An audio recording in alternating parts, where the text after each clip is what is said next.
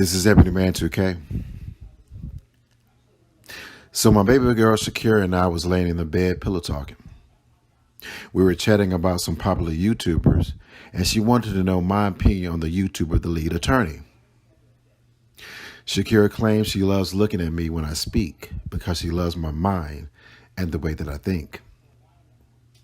Well, of course, I responded in kind, just to tickle her fancy, and I did it in true comedic EB2K form. I said, baby girl, when I see the lead attorney speak, sometimes I want to punch him right in that fake smile, especially when he laughs. But then sometimes he does tell good, funny stories that makes me want to go drink a beer with him. So, listen, I'm on the fence when it comes to how I feel about the lead attorney.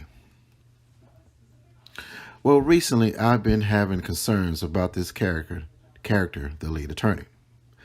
Some of his actions lately, especially during the Tasha Cardi B trial, has made me raise my eyebrows. There has been times that he has flip-flopped on his support for Tasha K, and some of his reasoning has been questionable.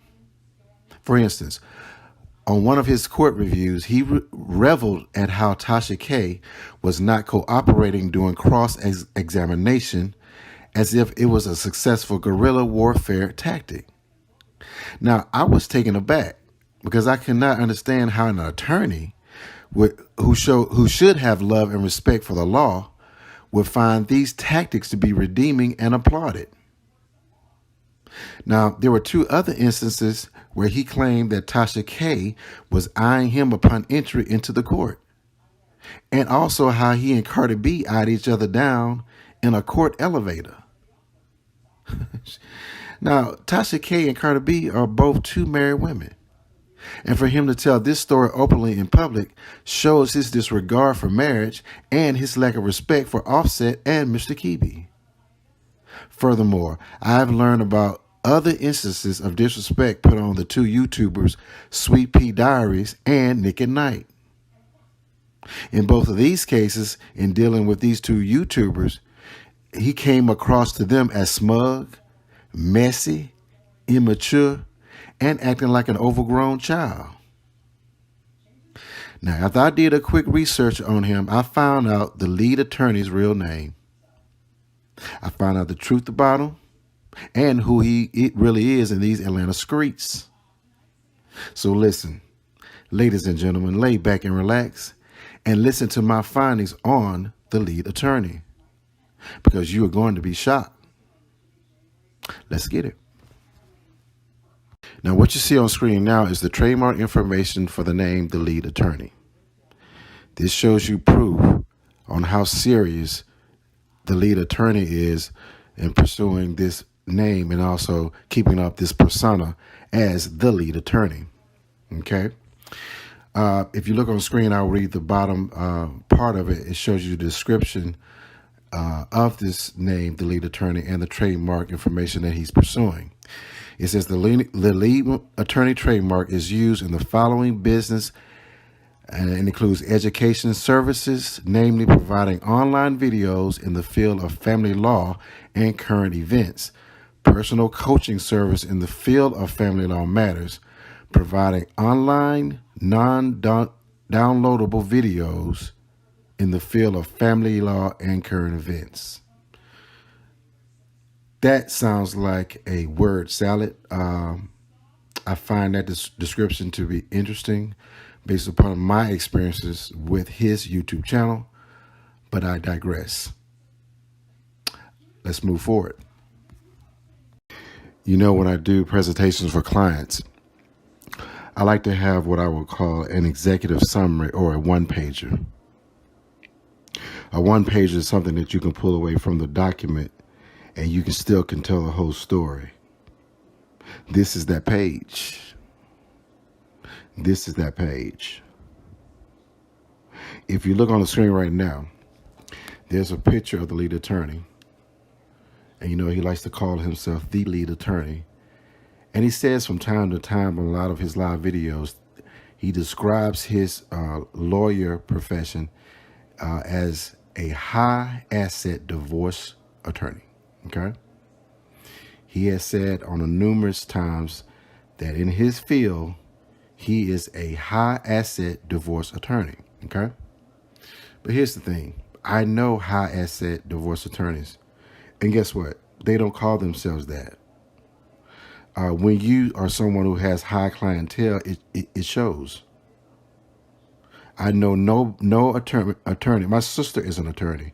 She deals with high-end clients. She never says she is a high-end client attorney.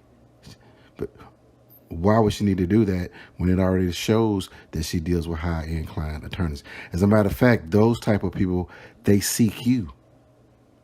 You don't even have to say it. They already know your reputation. So when the lead attorney also calls himself a high asset divorce attorney, I giggle a little bit because I know that is a term that doesn't even need to be described if you really are one. So anyway, it seems like the lead attorney also likes calling himself a high asset divorce attorney. Well, here's the problem. That's not what he's called in his profession among his peers. The lead attorney's real name is Mr. Jamison Campbell, nicknamed Jamie, middle name Corey. And he is considered by other lawyers as an associate.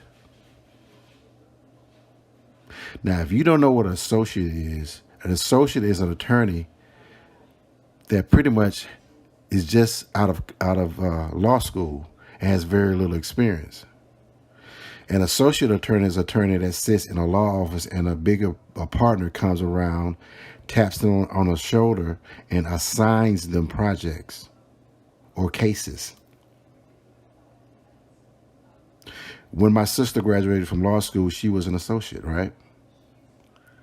She worked for a law firm, and she would wait for her boss to give her cases to work on. Because she had no pull, she had no relationship, she was not a big dog at the time. But over time, because she was so good at her work, clients sought her. They heard about her working on certain cases, and so clients came to her and said, I would like for you to work on my case. She had grown out of the role of being an associate. She now had approached the role of being a partner, where she could then go to her partner and say, I have a client who wants to bring us a case. Let's work out a deal where you get a split of it and I keep a split. That's how you move away from associate to a partner. And if you're really good and if you're really about it, you could leave and start your own firm and have your own clients. Typically, that's what happens when you're good. So here we are. Jamison Campbell is in his mid-40s. Now, he said he recently retired recently ago, maybe 2 or 3 years. So let's say he was in his early 40s. And you mean to tell me in his early 40s he was still an associate?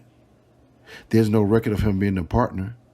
He worked for the Seaman law firm. It did not indicate anywhere on that on their profile that Jamison Campbell was a partner in the firm. The last title he had at that firm was associate. So correct me if I'm wrong, but this shows that the lead attorney, whose real name is Jamison Campbell, was a 40-some-year-old associate. But he speaks as if he was some big dog. He is a high asset divorce attorney. Oh, really? How are you a high asset divorce attorney, but your title is an associate? That don't even go together. And let's look at your bio and let's see what it says. And let's see if it is reflective of someone who has high-end clients. So your title is associate, right? And your practice area is actually family law. And your bio reads as follows. An Atlanta native, Jamison received his Juris Doctorate from the University of Georgia Law School, and he was admitted to the Georgia Bar in 2002. He has practiced in the area of family law throughout his career, advocating aggressively for his clients in divorces, child support, modifications, and child custody matters. He also served as a court-appointed guardian ad litem for a number of years in juvenile courts across the state of Georgia. He has an extensive background in alternative dispute resolution and is a registered mediator in the areas of domestic relations. Jameson is fluent in Spanish, and when he is not advocating on behalf of his clients, he enjoys international travel, tennis, and chess. Okay? So that means you are a regular family law attorney at that time. This description in your bio does not speak of someone who deals with high-end clients. Now, you may have some cases that were high-end clients, but to describe yourself in the past as a high-asset divorce attorney is being disingenuous. Because if you were a high-asset divorce attorney making big-time money, you would not be this excited about YouTube. Because the money you make in YouTube could be come and go. And the rate and the level of the money you make, you would have already been making it as a high-asset divorce attorney. Yeah, that part. Okay, let's keep it moving. Well, all right, y'all, here you go. This is the home of the lead attorney. Yep, the lead attorney, aka high asset divorce lawyer. Okay, listen, this house is 99% siding with about 35 bricks in the front. This is not the house of a lead attorney, of a lead attorney. This is not the house of a high asset divorce attorney either. This is a house of an associate that just graduated from law school. This is similar to the house I bought when I graduated from college. It's like a starter home. Listen, apparently the lead attorney graduated from law school in his mid-20s, but he never grew up. The lead attorney is like Peter Pan. He has the mentality of a young guy, and maybe this is the reason why, in some of his lives and some of the stories and jokes that he tells, that he sounds so immature. You're a 40-something-year-old man bragging about getting eyed down by Tasha K and Cardi B in the elevator. That sounds like something a 26-year-old would say. So now the dots are connecting in regards to this so-called lead attorney. It's reflected in his behavior. It is reflected in some of the things that he says.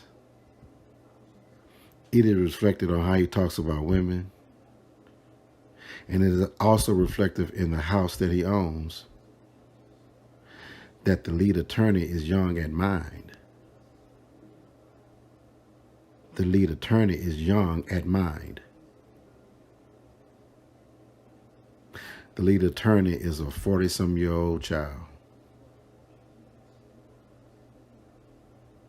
And his house shows that. Oh, and by the way, the source for the ownership of this home was provided by a county tax assessor's office. It is a county in Metro Atlanta. And also this picture is provided by Zillow.com. This is EB2K. Please put your screen on full view. Please put your screen on full view. Okay, on your screen now is a screenshot of the web page that the lead attorney put up on his website, on his YouTube channel, a couple of days ago. He wanted to showcase or reflect how much money he made at certain levels. And in this particular situation, he wanted to reflect how much money he made when he reached over 100,000 subscribers.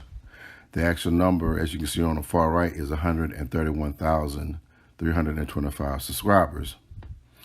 and it is from the period December 1st through the 31st. He wanted to show for that month at that level of subs how well he did in terms of revenue. There are some other numbers on this page. I'm going to go ahead and assume that these numbers are correct and there's nothing fugazi going on. So we're going to go with what he is showing. Now, the biggest thing that he's showing on this web page, and this is coming from his YouTube panel that he has.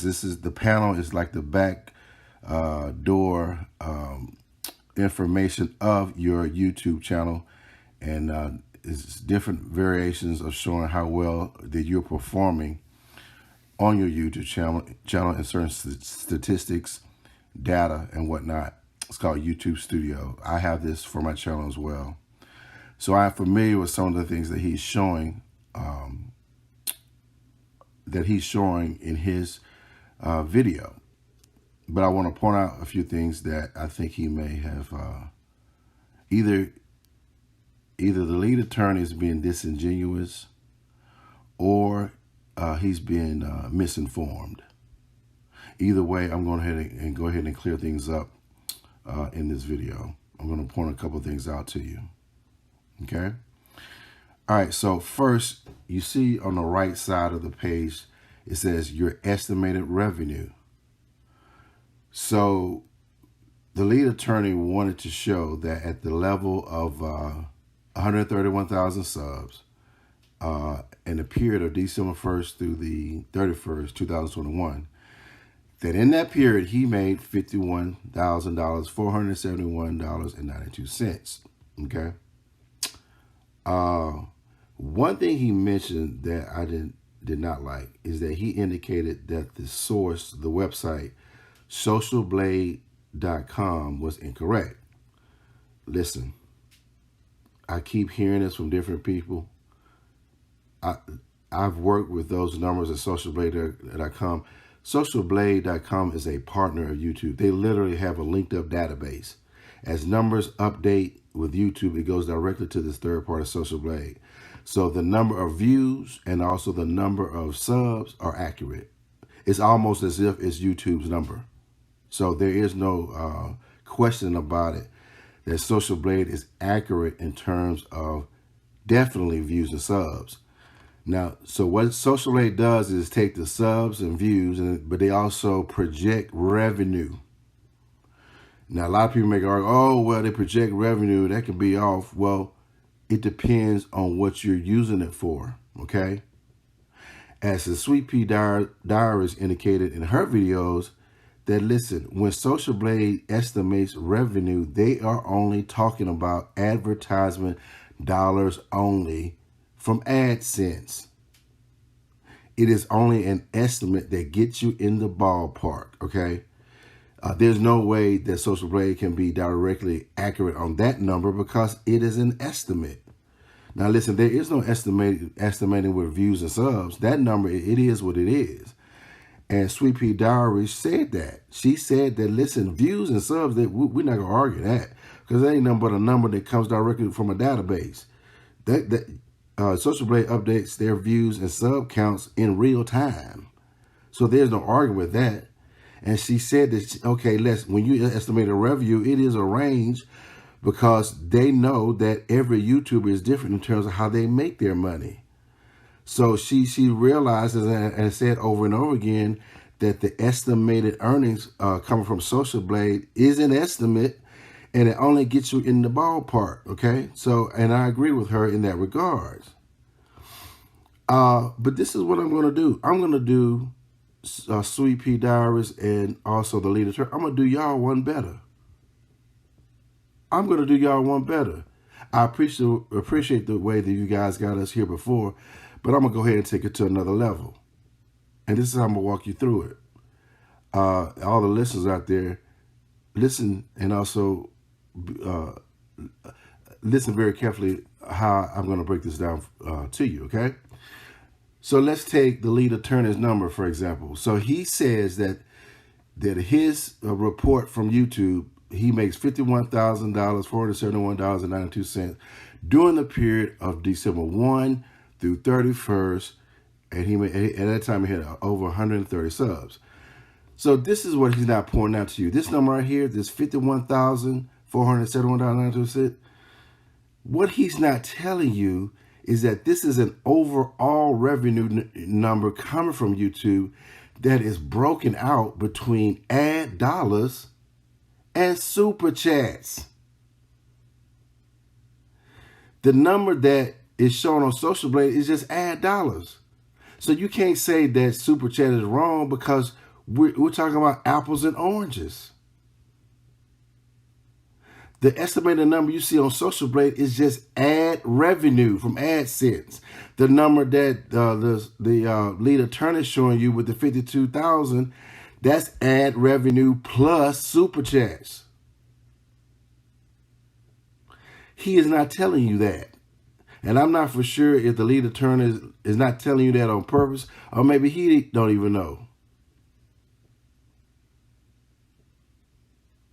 Well, if he doesn't know, he's going to learn today. He's going to learn today. You see up at the top right here in this menu, overview, reach, engagement, audience, revenue. All the lead attorney had to do is click on revenue. That's all he had to do, was click on revenue. And if he clicked on revenue and then scrolled down to the bottom of a page, it would have brought him to this page right here. It scrolled down to the bottom, it would have said revenue sources, right? And you can see on my page where I didn't show the numbers, because I didn't want to show my numbers as right, but you can see by the bar that my overall revenue earned for the last 20 days has two parts to it. One part is ad revenue, which is the same number that Social Blade has, but then there's another part, transaction revenue. There's two parts to overall revenue. So that number that he showed is a big number, but it has two parts in it. One is ads, one is transactions. And the trend, if you keep scrolling down, you'll see that transaction revenue is super chats. So he's bragging about a number that has two parts in it, but he's not telling you the two parts. The two parts is ad revenue and super chats. And here's where he's being reckless with this. If that overall number is ads and also super chats, you cannot really endorse or reflect that number for a person starting off. Because a person starting off has to get to a certain level to even be approved to get super chats. And here you are bragging about a number that's heavy on super chat. Listen, I believe your super chats is probably, well, first of all, I'm going to do a detailed analysis of your super chats. I'm going to tell you how much you make on super chats.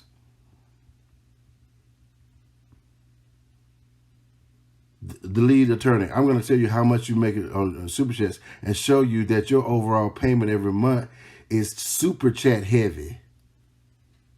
And a person starting off is not even in a position to get super chats.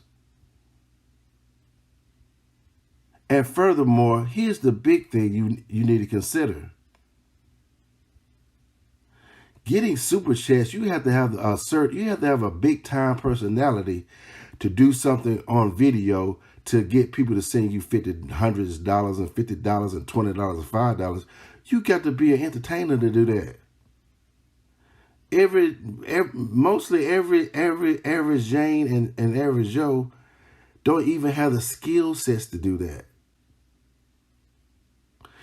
So you endorsing a number that you know that you got to be a certain type of person to even get. Lead attorney. First of all, you have a fake smile, right? Cheshire cat grin. Then you have the personality of a used car salesman, right?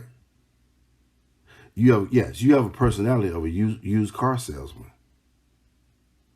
I would make an argument that you're more of a salesman than an attorney. But I would cover my reasoning for saying that later. But it is clear you are a salesman. So with your salesman personality and the way you talk, kind of have like a fake personality, if you will, you are good at selling. I would give you that. You are good at selling. So yes, you have a big number coming in the month of December last year. But that number is heavy on super chats, not ads. And like I said before, only certain people can do super chats, but everybody can do ads. So you need to let the people know that, listen, my number is big because I know I got the gift of gab.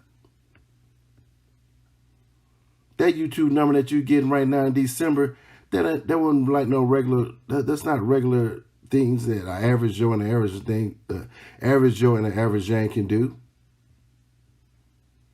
If a person starting off, they're not even approved to do super chats.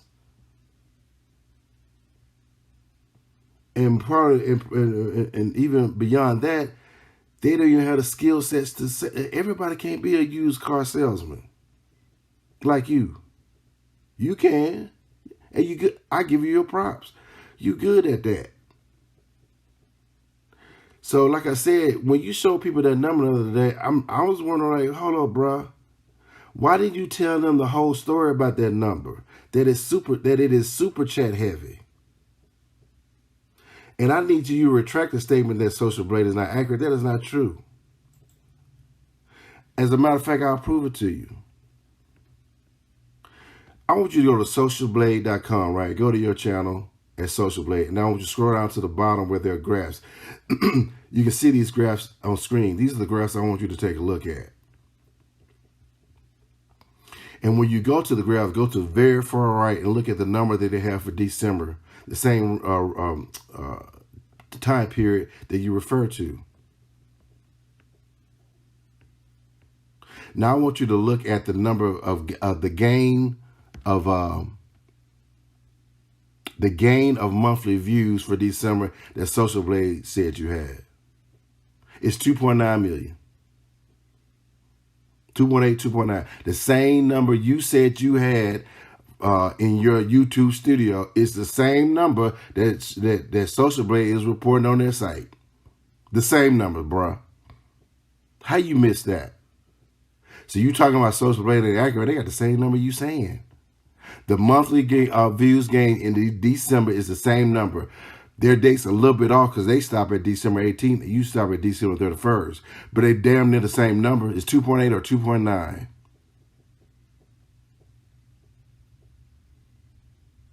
And then I want you to go to the next graph right up under it. The monthly gain subscribers for that month.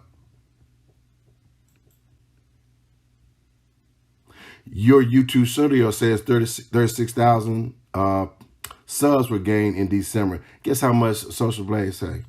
36,000. 36,000.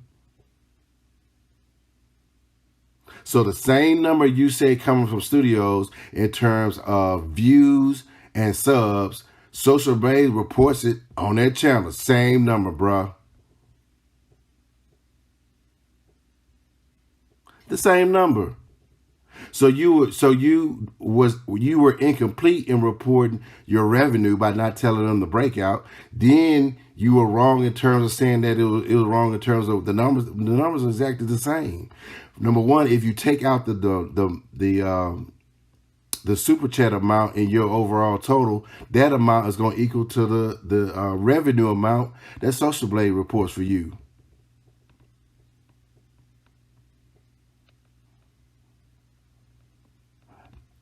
Go down to that, like I said before, go down to, in the revenue tab, scroll down. Once you go to the revenue tab, go down, and I want you to take out the number that they show that you made for Super Chat and take the ad number, right?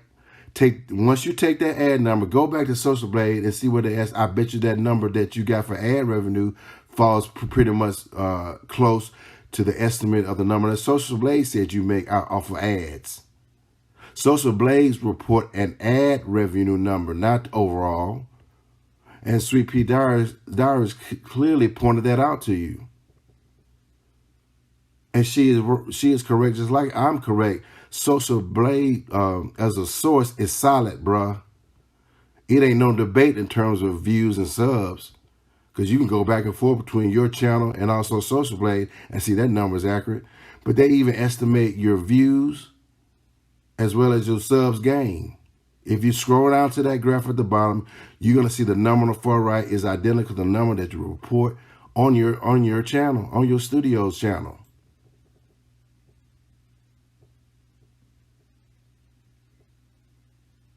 So listen, lead attorney, I'm gonna let you. I'm gonna give you the benefit of the doubt. Okay. I'm gonna give you the benefit of the doubt in saying that you are misinformed. Well, consider yourself informed by EB2K.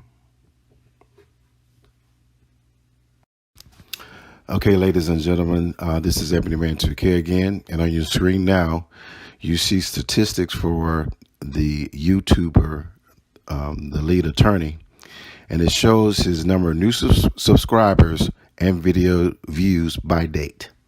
Okay. If you look at the very bottom of the page, it gives you the daily average, the weekly average, and also the number for the last 30 days. On a daily average, the lead attorney has, he gains approximately 700 new subs a day on a daily average. His video views per day is about 56,000 views per day. And that's currently with 148,000 subs.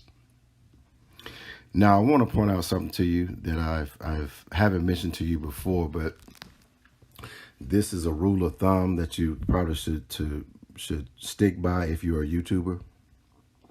If you really want to know your real base of audience, your real customer base or your real audience, that number should be close to your average daily views, right? Because think about it. The people who come to your channel on a daily basis and view your videos, that's really your base. That's really your base. And I'm going to use the lead attorney as an example. So his number of subs is 148,000. His daily views is 56,000. Okay. So that means, which is pretty decent. You know, that means like, what, a third of his sub base comes to him on a daily basis. So even though he may have 148,000 subs, around 60,000 of those people are there on a daily basis. So the real number, if he really wants to know how many people are rocking with him on a daily basis, that number is around 60,000. Okay. Now he may have 148 subs, but look, some subs could have died by now, and you don't know. But we do know that on an average daily basis, you're getting about 60,000 views. So that means about 60,000 people are rocking with you on a daily basis. So this is just a little heads up for those YouTubers out there or people starting out. If you really want to know your customer base or the number of people in your real audience, look at your average daily views. Your average daily views should be equivalent to the number of people that are coming to your channel on a daily basis. And I say this to point out how ridiculous Tasha K's channel is, right? Now she has over 1 million views, but they don't add up. I'm sorry. She has over 1 million subs, or close to 1 million subs now. But her daily views don't come close. Her daily views are hardly any difference than lead attorneys. I'm not sure which one is the most, but I know Tasha K ain't getting no 1 million views a day to match with her 1 million subs. They're not. And then that's why a lot of people are questioning Tasha K's sub count. because her high sub count doesn't coincide with her views.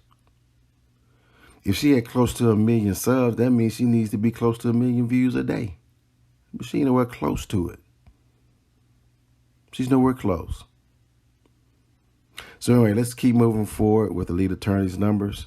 Again, on a daily basis, he gets close to 700 new subs a day. And on a daily basis, he gets close to around 56,000 views a day. For 30 days, he gets 20,000 new subs and approximately 1.7 views in a month in those 30 days. And his estimated AdSense revenue, not overall revenue, just AdSense, is around $6,700 a month. And that's just advertisement dollars. Okay, let's move forward. You look on the screen now, you should see two charts. We're charting the monthly gain video views for the lead attorney. Now you see in this graph movement, a chart movement, you can see a story, right? Do you see the story? Let's see if you can point it out. Because the lead attorney has been reporting that he's been balling since he started, but that's not necessarily the case. You can see here his numbers have been, since November 2020, his numbers have been flat. His numbers have been flat. He just recently, I would say, yeah, it says right here, like around December of last year, the current state is when he really started balling. He was flat for over a year, and recently around December of last year, when he had an uptick. He had an uptick in views, and there was a little rise in subs, but it's still an uptick. If you see in the very right end of both of these graphs is an uptick in November of last year. I don't know if this the Tasha K's case or something. He may have done special, or he may have partnered with somebody. But I find it peculiar that the lead attorney speaks as if he's been balling out of control since he started or whatever. But his gain in views and subs, that just happened recently, like November, okay? But if you look at this chart, it tells the story. It tells the story. It shows you how, as far as views are concerned, it's been flat. Subs have been a little bit up and down, but for the most part, the latter part of December is when everything started jumping up for the attorney. I don't know if he's ever mentioned that to you before, but you need to call him out on that, man. He just started balling. You can see on the chart here that his uptick is huge starting in December of last year, when the months before that was par for the course. It was par for the course, especially in terms of monthly views. His monthly views were flat, and then it just recently ticked up. So anyway, this is this chart that shows his numbers. Again, Social Blade is accurate. There's no debate about that. These numbers are solid. These numbers are solid. But the story that's being told in this situation, when you look at lead attorney's real numbers, is that he has remained flat for the most part since he started, and he just had recent success. Recent as of December of last year. Recent. All right, let's move on to the next slide that you should see on screen. Okay. As I mentioned before earlier in the video, the lead attorney has success with super chats, y'all. Super chats. Okay. So the number that he showed you last, around $50-some thousand or whatever for December, he did not tell you that number is super chat heavy. Super chat heavy. So if you starting out, you can't even get his type of money. Because first of all, you got to reach to a level to get approved for monetization. Then you can start getting super chat. Then even if you get approved for monetization, you got to be the certain type of person that has a personality to get super chats. As I mentioned before, the lead attorney is almost like his personality to me personally is like a used car salesman. He has the gift of gab. I can see the lead attorney at some used car place selling people broken down BMWs and getting paid, because I think he has that skill set. I was so intrigued with the way he's able to get super chat that I went to one of his videos in December, right? That live video is called YouTube Threatens Fresh and Fit with Channel Termination in 7 days. It's one of his biggest lives in December. So what I decided to do, I decided to look at that live and count the number of super chats he had. It is a 4.5 hour live. So I decided to do an hour of counting super chats within that live, and then multiply it by 4, I think 3.5 or 4 hours to give me an overall number of how much money he made on that live. It's an estimate, but I think it's a solid ballpark estimate, right? So if you look at the screen right now, you should see a table of the lead attorney's super chat activity for that video. Okay. I did the types of super chats he got. That's 5, 10s, 20, 25s, 50, 100s, and one $500 one, right? I counted it and estimated the number of counts per type. Came up with a dollar amount, okay? So what I came up with for that one video, he made, he generated $4,220 for that video in super chats, okay? That's a lot of money. It's a lot of money. So I counted 4,220, estimate $4,220.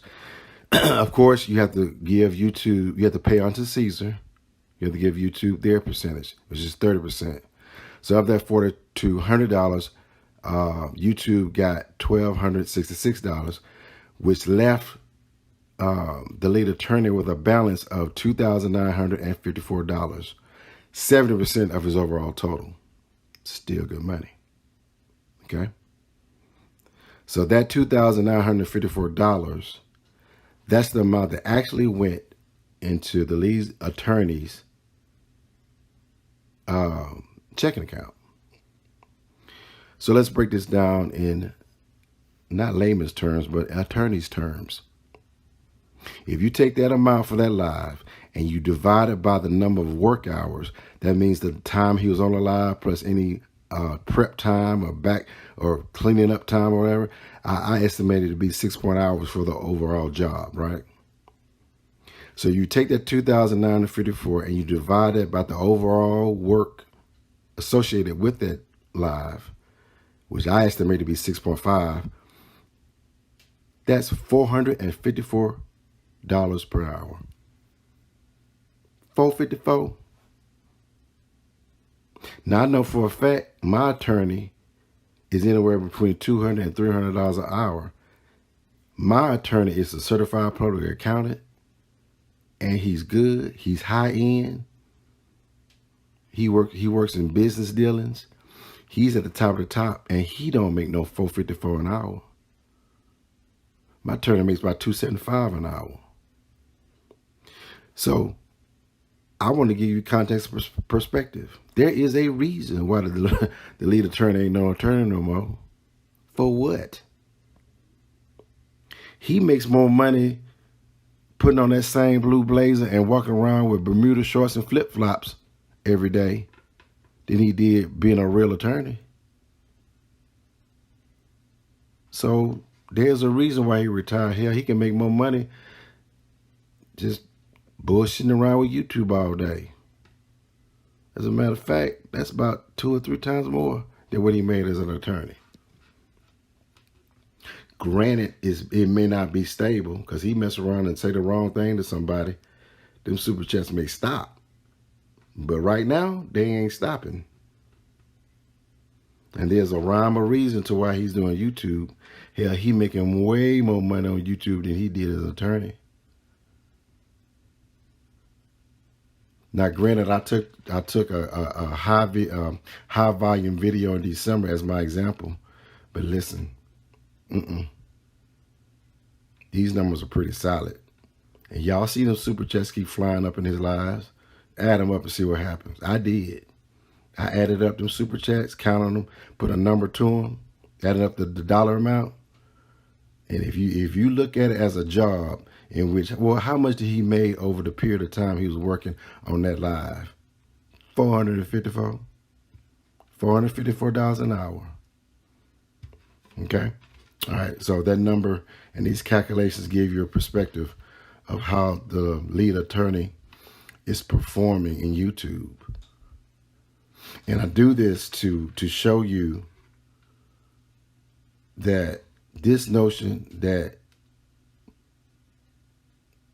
Tasha K is making millions, and because she got so many subs, and or because she been doing YouTube for so long, somehow you're supposed to throw that up in the air and it's gonna turn into millions. No, it ain't gonna turn no millions of dollars just because she got name recognition, or just because she got 1 million subs, or just because she getting publicity. What? Okay, those are intangibles. And you speak in innuendo. Everybody, all these winos talking about these millions that Tasha K make, but they're talking in terms of what should be happening, or what might be happening, or their feelings. Hell, I got indigestion. That's my feelings. We talking feelings now? Listen, I'm an engineer and I come from the world of numbers. What do the numbers say? I'm showing you actual numbers for the lead attorney. So when it comes to Tasha K, I want people to show me some numbers on why I don't want to hear nothing about how you feel. How you feel? I feel she got the million. I feel she got the million. Oh, really? Maybe you just need to drink some Alka-Seltzer. I'm taking my Alka-Seltzer. Maybe that's the feeling.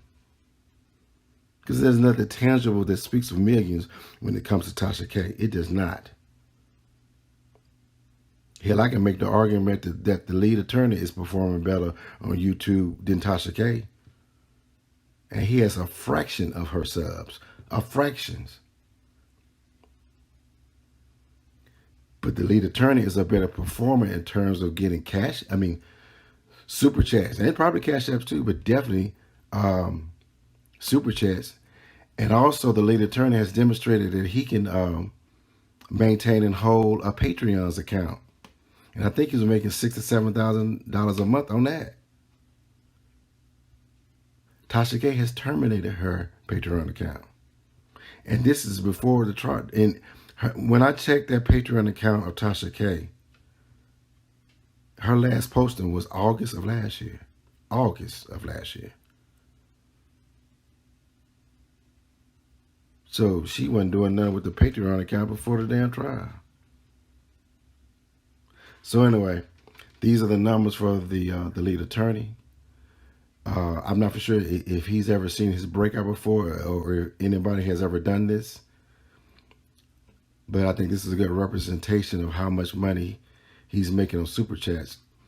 It shows, this summary shows you the type of donations and the number of those types to give you an overall total of how much he makes in a live, and then how much he makes per hour for that live. And you can compare this number of 454 with other professions. And I can tell you right now, this 454 is above and beyond expert attorneys. High-end attorneys make $300 an hour.